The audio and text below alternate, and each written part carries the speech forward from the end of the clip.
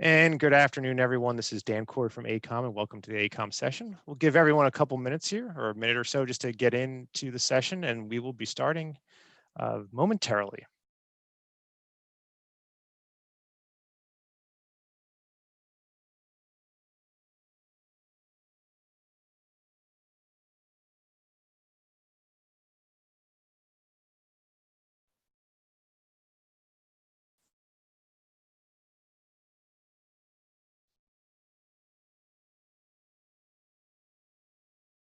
Okay, there's my chime in my ear that it's 3:30, and I see our participant list is growing. So let's get started here. I know sessions are a little bit shorter here at TESC this year, so we want to make the most of our time.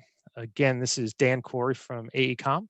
I help lead AECOM's ITS, or Intelligent Transportation Systems. I'm our national deputy practice lead, as well as I lead our transportation broadband solutions.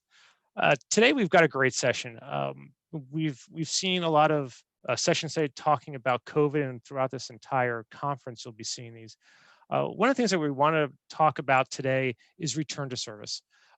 As transportation agencies, transit agencies have been going through COVID since March. How have they been interacting? How have they been moving toward reopening? What are the things that they are doing right now to help themselves as they navigate through COVID? We've got two great presenters today, both who I've worked with in the past. I know that you all are going to absolutely enjoy because they're great presenters. Veronica, I'm going to have you come up first, and when you bring up your video. And Veronica is the Vice President of AECOM's America's Digital Innovations and Global Ventures Group. Veronica is probably one of the biggest superstars I know in the company. Not to embarrass you or anything, Veronica, but for presenting wise and just extremely knowledgeable. So Veronica, I'm going to ask you just to give 2 seconds about yourself. And then after you're done, the question I have for you is, how do you cook rice? Okay. We were warned we were going to get an off-the-wall question, but okay, that's a pretty easy one. Hi, everyone. Veronica Cernosian. I'm based in Oakland, California. I'm a transportation planner here with AECOM. I've been with the company almost 10 years. And prior to that, I was a planner with the LA County Department of Regional Planning. I cook rice in a rice cooker, primarily. It's pretty straightforward, I hope. Thank you. Appreciate that. So I will just get started then. Hopefully everybody can see my screen okay. As Dan mentioned, what we're going to focus on today is return to service. And primarily, I'm going to focus on how we can leverage data and technology, not only to respond to the immediate crisis and needs posed by the COVID pandemic, but looking beyond how we can create a more resilient transportation system. So I'm going to highlight 2 projects, one that really focuses on using data for analysis and long-range planning, and the other one that focuses on integrating technology to safeguard the passenger journey. So the first project that I wanted to highlight today is a project that we did in collaboration with the nonprofit Seamless Bay Area, looking at how we can envision a more resilient transportation network for the Bay Area. The Bay Area transit agencies, we have 27 agencies operating within the region. And as the pandemic hit, they assembled a blue ribbon transit recovery task force. And what we thought we would do is support this task force by envisioning what the network could look like in a more optimized and integrated way. And how could we use scenario planning to understand the impacts of the pandemic today and how we can respond today and tomorrow. We knew that we were dealing already with some existing challenges, but that the region had responded successfully in some areas and that there were certain uncertainties. So the existing challenges, I think, will be familiar to transit agencies and transportation agencies across the country. We had reduced ridership, reduced revenue and service levels, lack of funding, and safety perceptions for those who were really uncertain of how they could engage with the transportation network given the pandemic, and also existing equity challenges. In the Bay Area, we did see agencies come together really successfully with unprecedented levels of coordination. They released a health and safety plan for transit very early on. and really focused on equity to make sure that if any cuts were happening, that they were done so in a way that didn't disadvantage certain communities. As I mentioned, they also formed the Blue Ribbon Recovery Task Force. And looking ahead, we knew that there were certain levels of uncertainty in terms of the length of the pandemic, what ridership would look like in the short and long term, confidence, and also investment levels, what kind of stimulus package would be available and when. We articulated a vision at the outset, which was building upon the existing visions that the agencies had in the region and really focused on having service that's adaptable, that maximizes accessibility, and that centers on customer safety and equity. And we approached this problem in a couple different ways. We wanted to answer, how does transit service provision impact ridership and accessibility? How can we optimize the core network? And then how does COVID impact all of this? In terms of our analysis, we looked at a GIS accessibility analysis, and then we also used a scenario planning tool we've developed at AECOM called Mobalytics to try to understand how different scenarios played out in terms of equity, ridership, and climate change.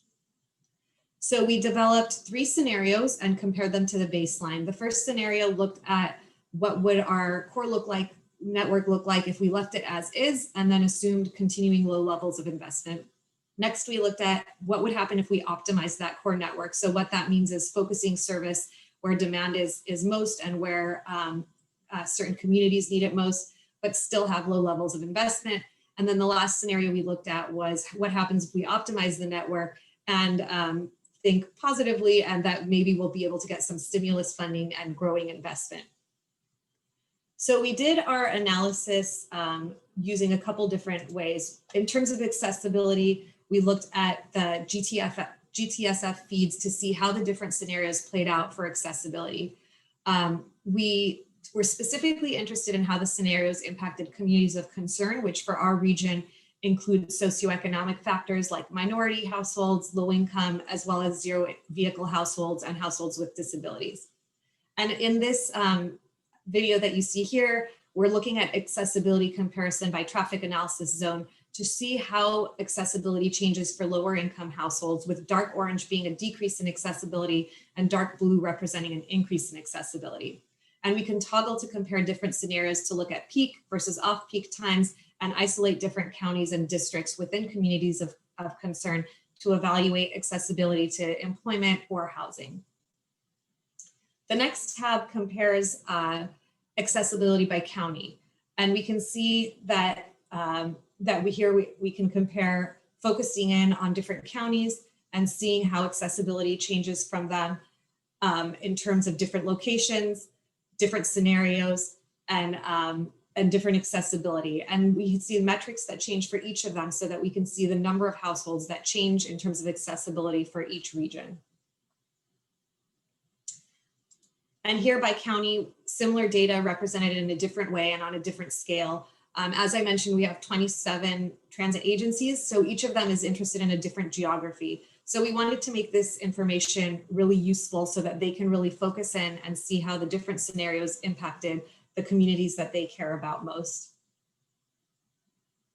And then finally, we looked at travel time analysis. And this is one that I really like because it's a very tangible metric for people to understand where can I get within a certain amount of time. So we looked at how we could adjust the slider to see how accessibility changes within specified time periods. And this could be updated for locations prioritized by the agencies based on their service planning. So here we were focused on just providing an example of San Francisco, San Jose, and Antioch. And you could see how we can look at accessibility within a certain time frame and what jobs and housing are available to people with the different scenarios.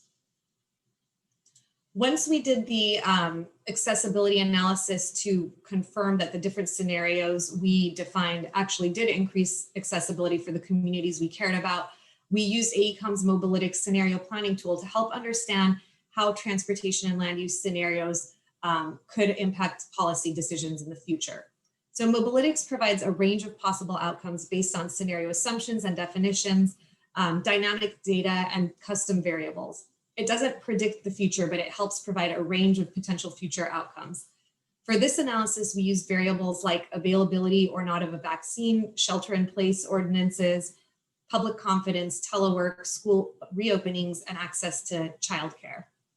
So I wanted to just briefly share some of the outcomes of this analysis. As you can see here, we're looking at rail and bus ridership. Bus ridership recovers fastest and grows above the baseline under the scenarios that assume an optimized core network and growing investment, whereas ridership remains dampened and low if we assume low investment, but it's still better with the optimized network and low investment than with no optimization. And then we also looked at highway impacts. Here we can see total weekday vehicle miles traveled and vehicle hours of delay. And you can see there's a steep decline, of course, with the shelter-in-place ordinances, but that all of these metrics increase slowly over time. But for the scenarios where we assume optimized network and increased investment in transit, we can see that we can keep vehicle miles traveled and hours of delay a little bit dampened over time. We had a couple of big takeaways from this. One was that the next 2 years are critical for regional transit success. We can see if we invest in transit now, we can make sure that we have a more resilient future long-term. Overall, we know that accessibility can be expanded while keeping total service hours the same, and that equity needs to be a focus area for all of our work. And we also looked at funding and found that, funding resources need to do better than pre-COVID levels if we really want to make sure to have a sustainable system long-term. The other project I wanted to highlight was really now looking at data to support safe passenger journeys. And James is going to get really into the details on this one, so I'll just provide an overview. As the pandemic was rolling out, we noticed, and the clients that we were supporting were moving from a reactive mode to a proactive mode, trying to think about how we could be proactive so that when people do come back to the transportation network and transit, that they do so with confidence and they can do so safely. So we developed an approach called TRIPS, Transportation Resilient and Integrated Passenger Solutions, which looks at the entire passenger journey, what technologies are available today, and what data and technologies we can integrate to have a safe passenger journey for the entire route. I'll give an example and then James will jump into the details. So for a transit example, preparing to travel, we worked with some of our colleagues in the theme park industry where they actually implement some of these technologies regularly so that you can pre-schedule and see crowding at certain rides at certain times. And this can be brought into the transportation context by enabling transit riders to see station crowding in real time. So you open your transit app, check the station congestion, pre-book your time, and head to the station. At the station, there are lots of technologies that already exist, but additional ones that can be incorporated. Already in certain areas of the world, they're incorporating live temperature checks in stations so that people can be screened before entering the transit system. Dynamic signage can tell people whether the platform is crowded or whether it's safe to enter, and touchless technologies can be used so that people can pay their fare medium or get their tickets without having to touch surfaces that could be potential transmitters from the virus. Boarding this platform, dynamic lighting based on real-time crowding can be used to direct people to enter cars and locations on the platform where they're less crowded, and signage can let them know when it's safe to enter. Wayfinding can also be used to help people direct to certain cars and not crowd in certain areas. While they're on the vehicles, I'm sure many of you have seen these strategies rolled out in your transit agencies, but we could use either fixed signage to make sure that we ensure distancing on vehicles, or digital signage to communicate cars that are less crowded so that people can use those and spread out accordingly. And finally, when people arrive at the destination, there are technologies that we can use to direct them to certain platforms or exits so that everybody's not crowding and exiting in one place. And smart wayfinding can help people exit the station safely. All of this kind of comes together in this integrated TRIPS solution that really looks at the technology types, complexities, synergy points, and the needs for new technologies. Many of these things are in place now. Many of our transit facilities and transportation facilities already use cameras and sensors, but this approach really looks at them holistically through the lens of resilience to the pandemic and other future shocks and stressors so that we can create an overall system that ensures the safe passenger journey and safety for employees and operators as well. As I mentioned, a lot of these technologies exist already, and we're working with agencies across the country to evaluate what they have in place now and what can be added to make sure that we have the resilient transportation systems that we want. So just to conclude, a couple high-level takeaways. I hope these two examples were informative as you all think about the resiliency of your transportation systems today with the pandemic and looking to the future. The first thing is that when considering using new data sources, we want to make sure that they're integrated, accessible, and transparent. They can complement traditional ones, but are most useful when they're integrated with your existing sources. And I think it's important to be transparent about the data sources we're using and the limitations. In other projects where we're doing scenario planning, we're bringing in live real-time cell phone location data to help understand travel patterns and behaviors in near real time. But it's important to note in that example that not everybody has a cell phone. And so we always need to ask what the data is representing and who might be missing. Second, and related, is that we get what we measure. And we want to use data and technology to really focus on the things we care about most. In the Bay Area example, we were specifically interested in communities of concern and how the different scenarios might have equity impacts. And so that's what we focused on. And there's a real opportunity with new sources of data and technology to really focus in that way. And then finally, we don't use data and technology just because it's fun and cool. We use them to make sure that we're advancing the goals of our agencies and meeting the community's needs that we're serving. So make sure you're asking the right questions and use those questions to focus the data and technology on meeting the needs of your agencies and your constituencies. So thanks everyone for your time, and I'll turn it back over to Dan. Thanks, Veronica. And you are not off the hook quite yet. We have a couple questions that have come in. Great presentation. I think it really gave a great highlight of trips and the work that was done over in the Bay Area. So the first question for you that came, and I didn't have to think about this, it says, can you speak to the client's needs from scenario planning with safety and and how the implementations of new procedures and the implementations of new procedures for transit agencies?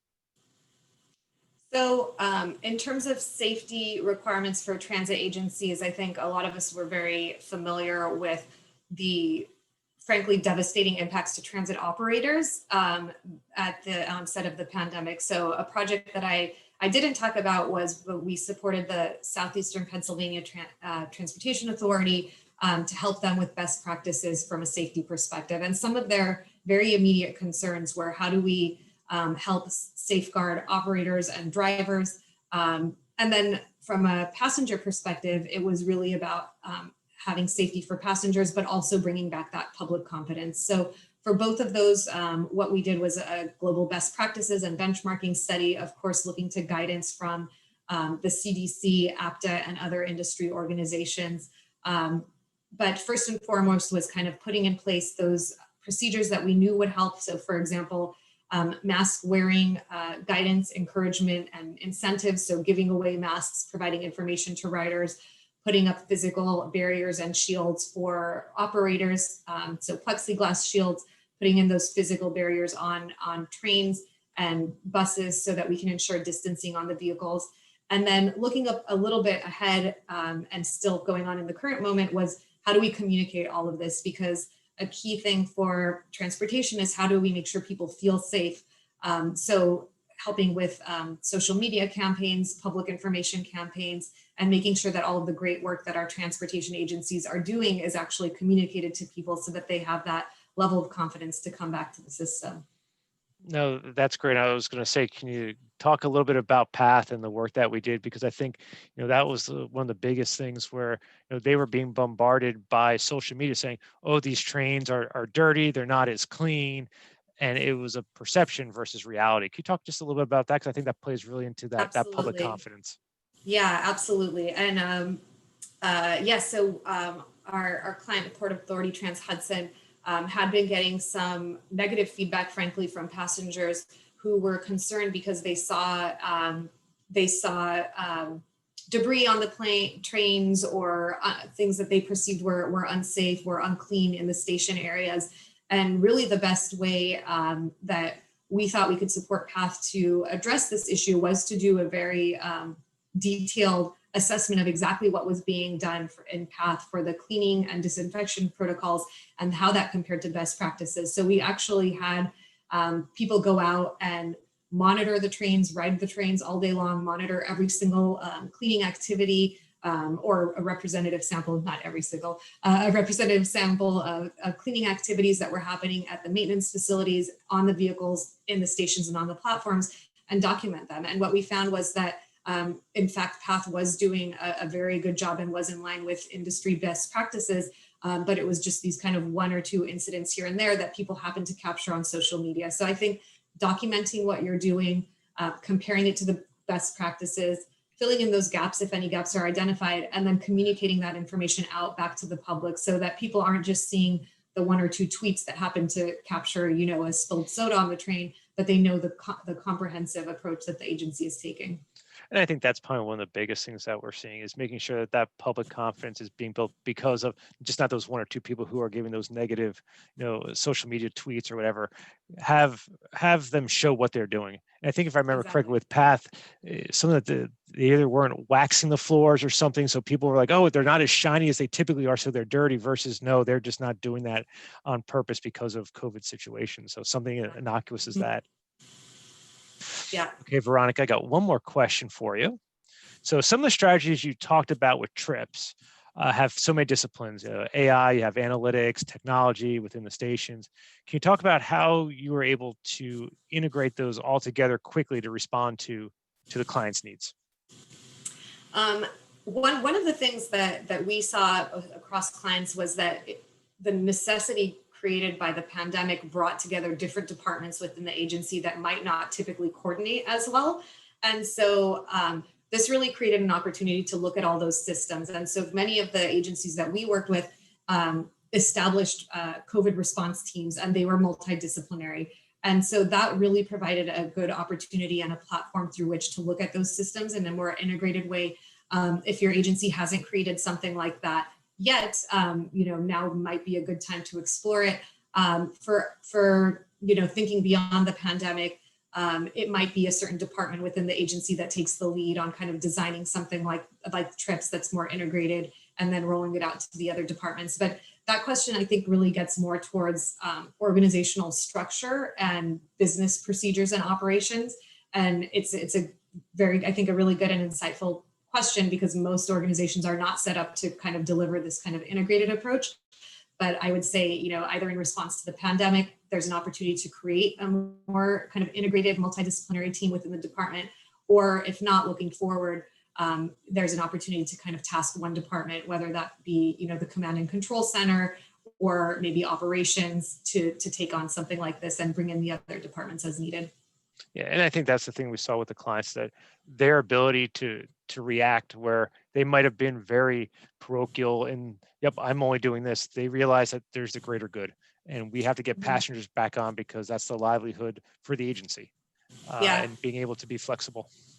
And I think what this was, at least for me, I think a learning opportunity for me as well. We have, colleagues that work in disaster recovery, colleagues within the company that are industrial hygienists, people that I would not typically work with when doing a transportation plan or strategy or deployment. And so even for us within our company, there was a need to kind of create a more integrated interdisciplinary team. So it is a business process, business organization approach. And now is a good time to start asking, who are those people within your organization that are doing this work, and how can you work better together? I think it was an APB that just went out of who can do this, and let's see how we could all work together, basically, more or less. Yeah. Thanks, Veronica. Actually, that's a perfect segue into James. So thanks, Veronica. So James Chung is one of our SMEs, our subject matter experts for security and technology. And James, you and I probably met when you were in VidSys, gosh, back in Virginia years ago. You have not aged a bit. But if you could, again, as Veronica did, if you can just provide us a quick, 2-minute bio of yourself, and then for you, same question about Rice.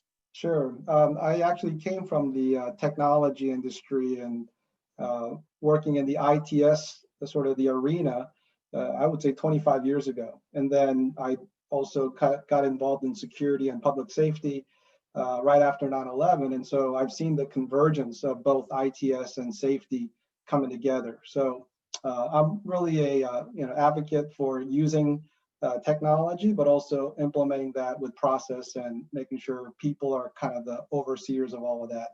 But it's been a great journey, and having seen a lot of the changes in the technology, as well as what we're all talking about, at this conference, I'm very excited to be part of this. So thank you, Dan. Perfect. Great. All righty. Go Your ahead. rice question? I was going to say, no, you have the same question, man. Well, I think maybe some of you may not see it visibly, but I am an Asian American. I'm actually Korean American, and I had rice for this afternoon's quick lunch. The way I would cook it is like what Veronica said. There is a machine that's called a rice cooker, and so you should wash it 3 times and then cook it. So that's the only thing I can add.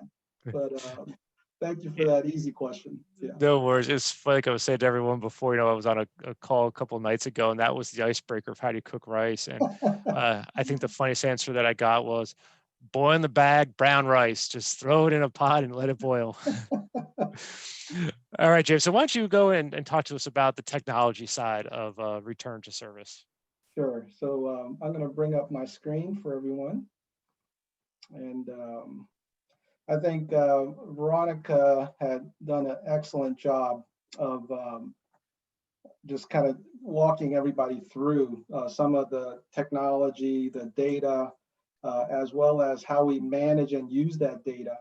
And so I thought I'd maybe kind of give you a little bit of a industry backdrop here, because we're talking a lot about data.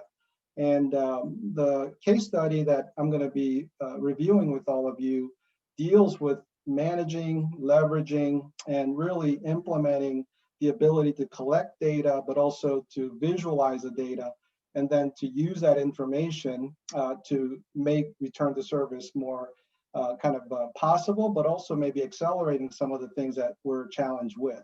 So, one of the things that is very interesting about the time that we're living in right now is over the last 3 years, we have actually generated more than 90% of all data since Adam and Eve. Another kind of data point, Satya Nadella, the CEO of Microsoft, he actually gave a shareholders briefing earlier this year during the pandemic. And what he shared is that he's seen 2 years of digital transformation in 2 months. So kind of put that into context, as we've really been talking about data, the massive amount of data today is just incredible and enormous. And the pandemic has accelerated that, and even this virtual conference that we're having. So really some of the other interesting data points is that not only the past 3 years having generated that amount, but by the year 2022, what people are projecting is that we're going to see more internet traffic in that 1 year in 2022 than the last 30 years combined. So again, this is the type of number that we're talking about. So with that being said, the background of the New Jersey Transit case study that I wanted to share with you really starts with those challenges that we've all seen. So basically the ridership has significantly been impacted, and obviously that impacts revenue as well. And going back to work, going back to service. What we also have seen is that this has generated opportunities, just like Veronica shared with all of us just now, using and leveraging data to get more meaningful information out of that, so we could really take that analytic and then make sound judgment and decisions moving forward. So in my presentation, I'm going to talk a little bit more about AI, and more specifically video analytics and machine learning, where we're using cameras and as sensors. And we just recently did this during the pandemic period, earlier, middle of this year, where I thought that the information was very intriguing. So wanted to share that with you. So with the kind of the proof of concept, what we were dealing with is putting together a program to kind of bring AI into the actual station. And so some of you may have taken the New Jersey Transit trains or some of the trains that are going from the Northeast corridor. But what we did is to take Newark Penn Station, which is one of the heavier traveled stations, and took the line that takes us from Newark Penn Station to Penn Station in New York, which is still one of the highest volume routes. Now, we did that because in June, which is when we did the POC, the ridership was so low that that was really the only line where we had some kind of meaningful volume. So what we did is to set up a test sort of area on the platform to capture the data using the cameras, and then we chose basically a few handful of technology providers that are in this industry, and then to really see if this is a viable way for us to capture data and to really provide important information that would increase the customer and the passenger's confidence. Because again, that's one of the things that obviously we're challenged with. So with that said, the whole sort of the POC or the proof of concept was dealing with whether this is viable today, and also whether the technology could truly be operationalized. So what we were looking at is, again, some of the industry players. There's over 150 AI and video analytics companies in today's market. And literally one, every week or every month are entering this space because of the numbers that I gave you earlier. So we actually worked with 4 of these vendors, Avigilon, BriefCam, IronYun, and also Zensors. But they each provided something a little bit different and unique. And so it was a good variety for us to take a look at. And we used Axis IP cameras, which is one of the leaders in the video camera industry. So with these vendors participating, what we did is to took that station, and you're looking at the pictures that were taken just along the track that we were interested in. And obviously, because of the limited sort of the resources and time, what we needed to do is to select an area where we can actually look and capture the data from one main car of the train, and also in one main platform area of the station. So this is just a camera taken at the location where we were starting to set up. So what you see here are 3 cameras on the top on a podium tripod, which was about 10 to 15 feet above ground. And then we were able to raise it and lower it depending on the vendor technologies that we were testing. And as you can see, the cameras were a little distance from the trains where they were stopping. And so we were starting to monitor and look at different angles of the views that were being captured from the camera. And what we wanted to do is to focus one on the platform so that we can see the passenger crowding scenarios kind of gathering. Number 2 was to count people as they enter the train and exit the train so that we had some idea on the capacity. And then the third was to really look for other anomalies or other use cases. And I'll share with you a little bit more about that on the next few slides. So the scenarios that we were looking at is obviously with pandemic, sort of the use case focus, and crowding was definitely one of the key things that we were looking to capture. And so, overseas, internationally, there's other transit agencies that have also tried out different ways to count or to estimate volume in the trains or the cars.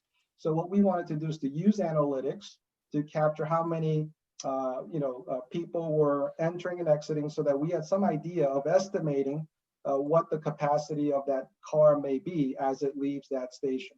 Also the platform area. So not only for safety reason, but also to see if we can use AI to know approximately where certain platforms may be overcrowded and undercrowded, and also eventually use that to send that information to the passengers and also to the organization to help people to know where they should go towards in terms of what cars or what area of the train, so that they're not overcrowding in one area.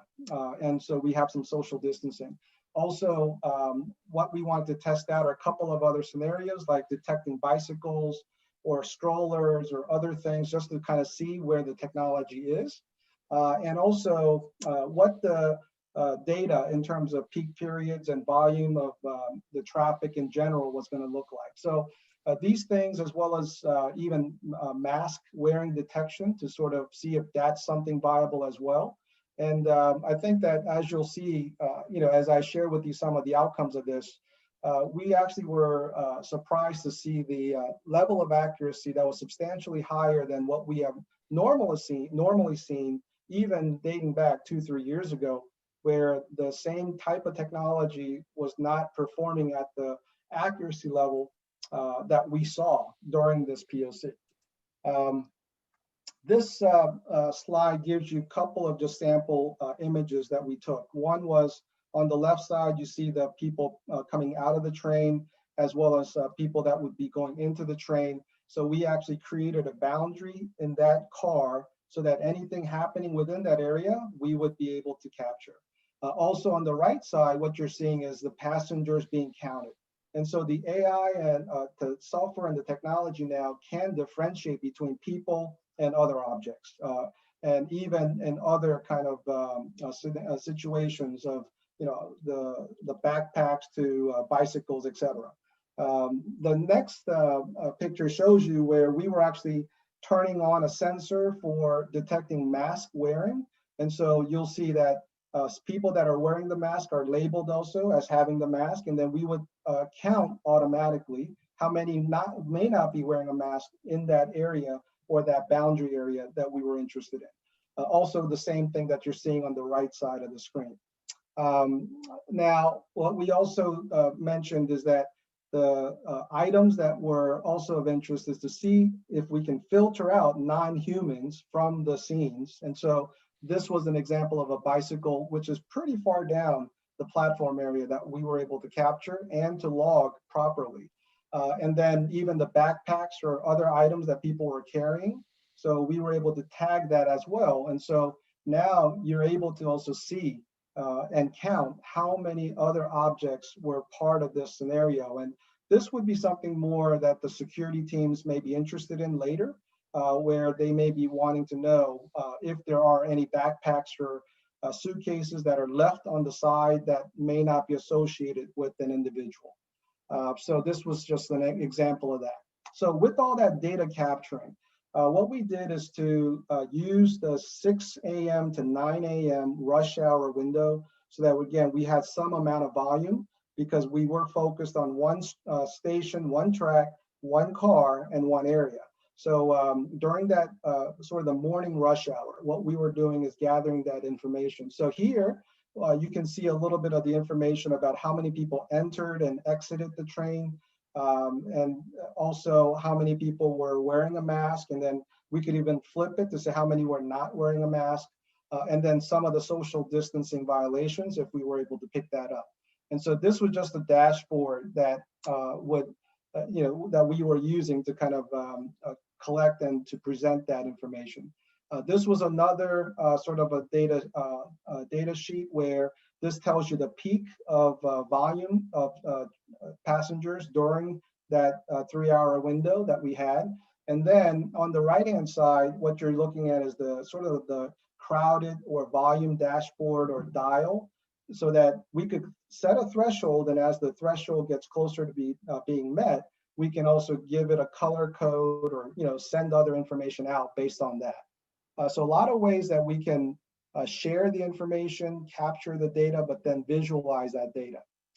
This one also was providing us, again, similar content information during those periods that we were testing, what was the occupancy and the volume of passengers and the traffic.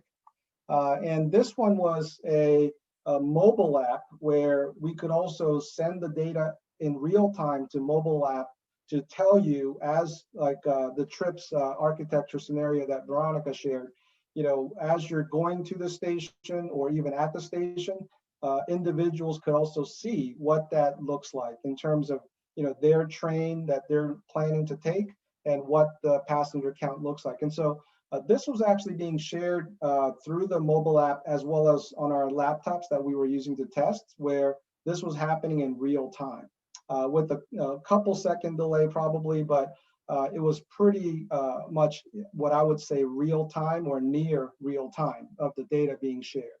And also even, as we were wrapping up the POC, and this POC actually took us about 6 weeks from getting it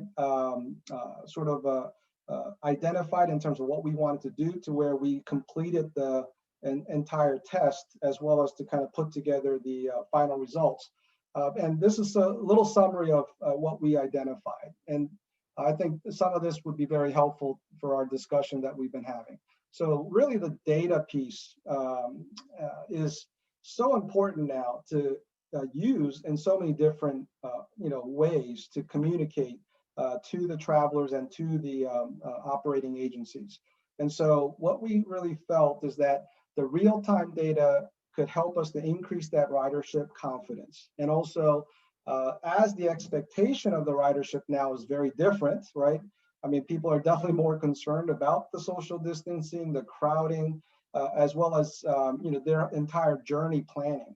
That really having the ability to leverage that data was very clear, and we felt that there's so many other benefits of being able to use that. Also, the reopening strategies, what we are definitely seeing in the industry is that more and more organizations and agencies are looking for better ways to leverage technology, but also leverage data more specifically for their reopening strategies. And so, again, the data that we saw, we felt would really apply well to the entire ecosystem. So the integration of technology, and that was one question that Veronica answered, but I think the technology now is more friendly for IP and digital. Some of the solutions that we mentioned and tested was a cloud-based solution. So having the ability to integrate different technologies from cameras to the software, to the dashboard, to the sensors, we believe that this is really going to be a critical success factor for any deployment and any rollout. And then finally, that the AI industry as a whole has made tremendous leaps and bounds of progress over the last couple of years, and certainly is now ready to be used in different avenues. So hey, James, I want to dive in and just ask a question while you're on that chart. I realize you're almost done with your presentation. Can you talk a little bit about just the agency's ability to integrate those new technologies? I think one of the things that we're seeing throughout is someone might have legacy old analog cameras and things like that. Can you talk about that? Because I know some of the work that we've done in the past, that's been a major issue. Can you go into that, please? And so New Jersey Transit is no different in that they actually have more analog cameras and technology than digital. And so I think what this test also helped us to understand is that because now the infrastructure piece of it in terms of bandwidth, in terms of internet access, in terms of being able to leverage more virtualized services, the integration of the technology today is actually better than it was before, and which is actually helpful. The other thing is that the technologies, like even the cameras, are now using industry standards. So 5-10 years ago, everybody had their own proprietary algorithms, proprietary protocols. But now that they're using industry standards and some of the things like NTCIP and ITS, that was able to be leveraged for that integration. So I would say, yes, there are challenges, but those challenges definitely are now easier to overcome. And again, having the ability to do this entire test in a matter of weeks from the time that we decided, go, I think, where we are today definitely is better than where we were before. So it is still a challenge, but definitely a lot better and more possible, as well as something that can be more rapidly deployable. All right. So thank you. Yeah, thank you. So I think, as I was wrapping up, what I thought was a great slide that Veronica had is how now our entire journey from the passenger, the customer's viewpoint is so important. As all of you know, in terms of technology adoption and, coming up with new methodologies, it's all about user adoption. And so this sort of the architecture of focusing on the passenger, I think, is a brilliant idea. again, through the entire AI kind of the test, we wanted to put ourselves in the shoes of the passenger.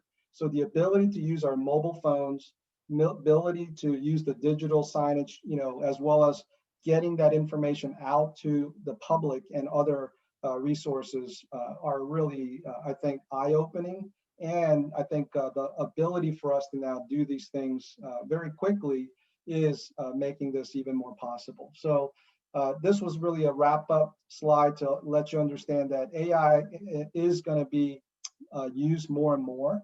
And many parts of this leverages data as well as artificial intelligence and machine learning. And I think with the amount of data we're talking about, we have to have intelligent software to help us to get there. Cool. All right. Perfect, James. Got a couple questions for you here.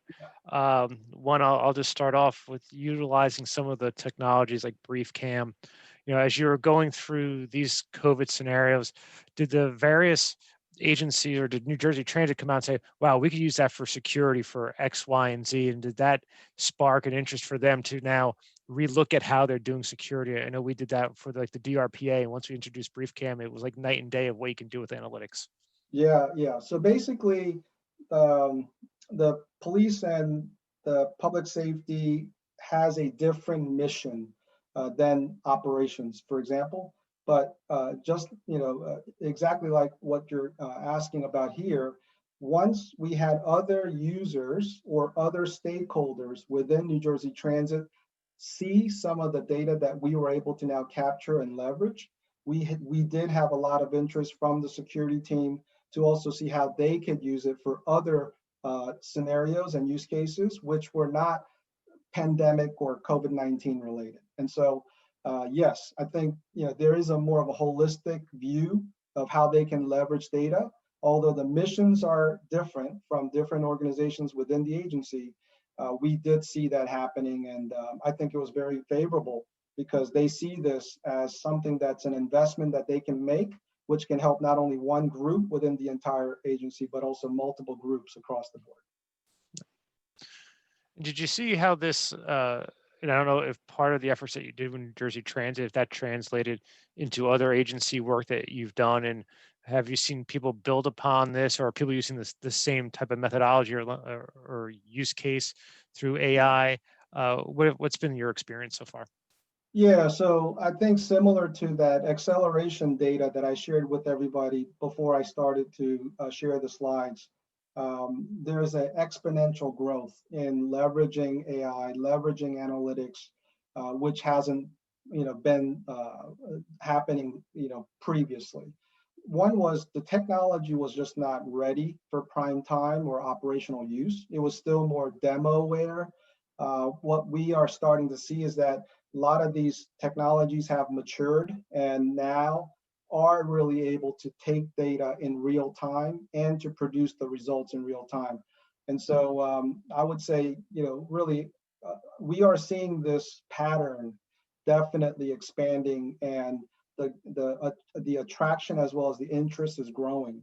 And it is being grown in an exponential factor, because I think even just this year and the past few months, I have witnessed a lot more interest in other organizations, not just in transit agencies, but also even ITS, where more use of analytics and AI are being implemented for like vehicle counting and traffic direction, but also even overheight detection where the trucks are hitting the overpasses. So I would say yes, I think it's an exciting area for us to kind of constantly look at. But also, I think now I feel like engineers and others are going to come up with some real nice overall solutions that are going to help everyone, including really the most important people, which are the passengers. And I think that's something both you and Veronica alluded to, where, I think a lot of the agencies are now really looking at a passenger-centric, type of solution, where before it was, okay, this is how we're running it, and the passengers are, I don't say they're secondary, they're important, obviously, but now I think there's such a turn toward that concentration on passengers and their safety and their ride, their trip experience, to be quite honest. We had a conversation internally a couple of weeks ago, with someone that we all know here, Bob Edelstein, who was saying that he remember when he was riding Long Island Railroad 30 years ago, that people were playing cards, having drinks, and it was a more social aspect of it versus something that was more utilitarian. And now where we're at that, and how will that change now as we start moving forward with things? Yeah. Veronica, a question for you, actually for both of you. So one of the comments that came out was, with the talk about transit agencies, can you talk about what Pennsylvania transit agencies are doing right now? And I think Veronica, you probably talk a little bit about SEPTA and what they've done. I know talking with or hearing Leslie speak before, there's a lot of concerns from there that I could share as well. But if you could talk about what you had learned with SEPTA. Yeah, absolutely. I think related to the question that was asked earlier about kind of interdepartmental or interdisciplinary coordination, when the pandemic started, SEPTA mobilized very quickly, and we were supporting some of their COVID response committees. I can't remember off the top of my head right now, but I think they established 7 different interdepartmental, interdisciplinary committees dealing with things like customer service and response, scenario planning, route planning, facilities maintenance, all number of things that the agency had to deal with. And they came together very quickly, and I think very efficiently and effectively, to bring together representatives of their various departments, and had daily kind of meetings, as you would in any sort of disaster response, rapid response situation, to make sure that the agency was coordinating and bringing in support from companies like ours as needed. Separately related to the data and technology front, not something that we worked on directly with the COVID response, but SEPTA has also begun and is advancing integration of data and technology in their services. You may be aware they have their Transit Watch app, which enables you to report on safety and security measures anonymously through an app. They also have the Transit View, which is providing near real-time data on bus and rail vehicle locations, so that when you're waiting at a station, you have a better sense of when it might be coming. And they were also expanding Wi-Fi availability. So all of those things, integration of apps, integration of real-time vehicle location, and expansion of things like Wi-Fi and fiber within stations really helps position them to integrate more of this data and technology for service and operational planning going forward.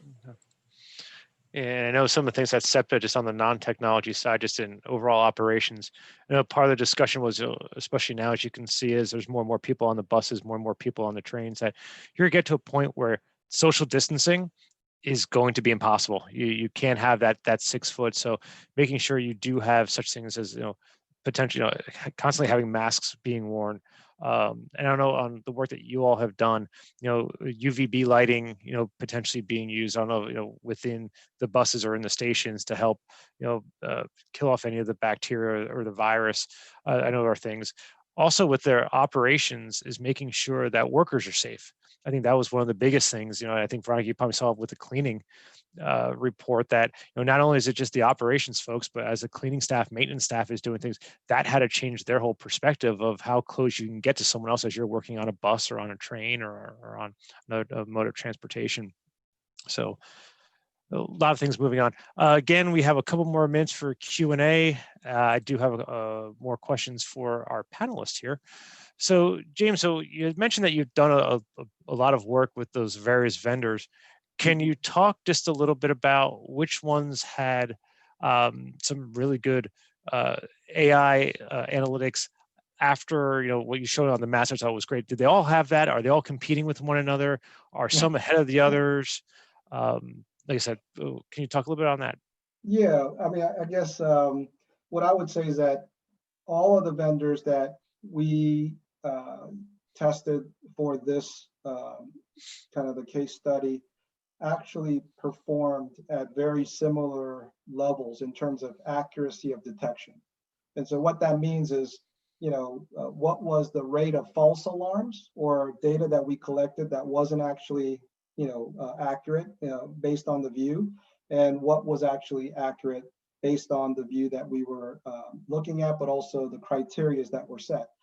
it was well over 90%. I would say probably closer to 95% and even up to 99%. And this was with, you know, the crowd starting to gather. It wasn't where just one person is walking down here and there or exiting. So I would say that all the vendors did very well. There wasn't one that did, I would say, better than the other, but I would say there are different approaches to the same outcome. So one of the vendors is a cloud-based solution. So there's no, you know, infrastructure or servers that you would need at your organization, kind of the station level, because it's connecting directly to the cloud for that data sharing. Others had more of an appliance solution where you can actually put it at the station or maybe even inside the cars or the vehicles. So that would be another, you know, different way to approach it, but still the outcomes are very similar. And so I think that I would say it's hard to, you know, kind of give you a one size fits all, because analytics is a very diverse, but also a very broad group of companies that are now really pioneering in this area. And so I would say, you know, your use cases being defined is probably where you want to start, rather than looking at what technologies are better than others.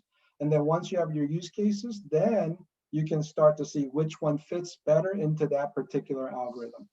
And we've done this in New York as well previously. Perfect. Appreciate that, James.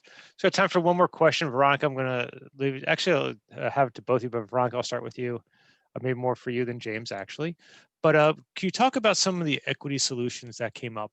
You know, again, transit agencies are looking for equity in their ridership, and I think you had some great graphics there. Can you talk about how those decisions were made? What were those decisions, and from your experience? Yeah, for the Bay Area example that I showed, it was really a region-wide project. So we wanted to use a metric that that was commonly used across the region and that we knew the agencies already had agreement on. So that's why we used the Metropolitan Transportation Commission's communities of concern, and really that's kind of a agglomerated metric, which includes a couple different things: income levels, zero vehicle households, disability, age, and minority populations. And so one of the interesting things that came out, though, was that certain agencies or certain communities were more concerned about one of those aspects than the other. So we did end up disaggregating the data in the end to look at, you know, specifically low-income households or specifically minority populations. So I would say that when you're incorporating equity into any of your projects, COVID-related or not, the first step is kind of just defining what equity metrics you're going to look at, and whether you want to have kind of a composite metric that averages out all of these different things, or if you want to look at something very specific. In other projects, you know, we've disaggregated data by gender, and that's been very illuminating. People might know that women tend to make up more than half of the transit riders in the United States, but very often our facilities, the kind of default average design parameter is based around a large man. So it's useful from an equity perspective to define what facets of equity you're looking at, whether that's gender, race, income, or other facets. Use those metrics and then use those specifically when you're evaluating your separate scenarios, and then carry that through. It's not only enough to use it in your analysis, but also when you're designing the project and implementing it. And of course, you know, we didn't talk about outreach or stakeholder involvement in this session, but that of course is a crucial part to validate your assumptions and what you think is important with the community you're trying to serve. That's perfect. Thank you, Veronica. Just looking at the time, I'm going to keep my streak going of getting sessions out on time or early at TESC.